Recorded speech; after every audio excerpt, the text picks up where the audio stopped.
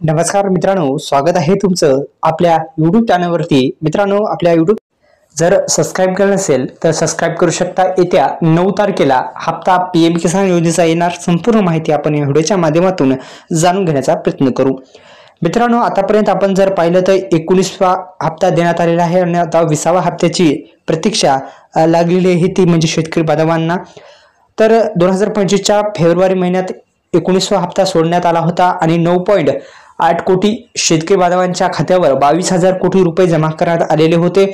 त्या अनुषंगाने 2.41 कोटी जे आहे ते महिलांचा समावेश आहे आणि 9.8 कोटी सर्व शेतकरी बांधव आहेत।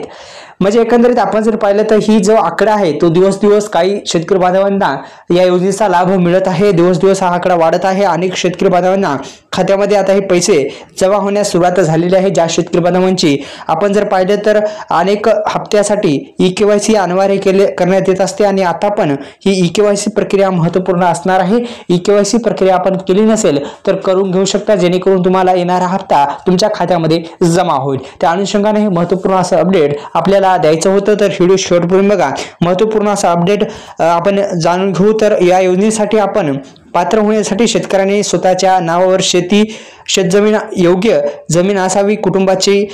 जर आपल्याला या योजनेचा लाभ हप्ते जर बंद झाले असतील तर मित्रांनो, तुम्हाला सुरुवातीस पीएम किसान योजनेचा कोणता हप्ता मिळाला ते लक्षात घ्या। त्याचं स्टेटस काढा। त्या स्टेटसमध्ये 3 प्रॉब्लेम असतात। सुरुवातीस लँड व्हेरिफिकेशन असं म्हणून एक प्रॉब्लेम असतो, तो जर दुरुस्त नसेल तर दुरुस्त करा। आणि अजून 2 प्रॉब्लेम असतात, ई-केवायसी आणि आधार सेडिंग स्टेटस। हे जर नो असेल तर ते तिन्ही प्रॉब्लेम यस करून घ्या, हप्ता तुम्हाला निश्चित येणार आहे। त्या अनुषंगाने तुम्ही तसं काम करा। आपल्या YouTube चॅनलला सबस्क्राइब करा, तिन्ही प्रॉब्लेम दुरुस्त करा।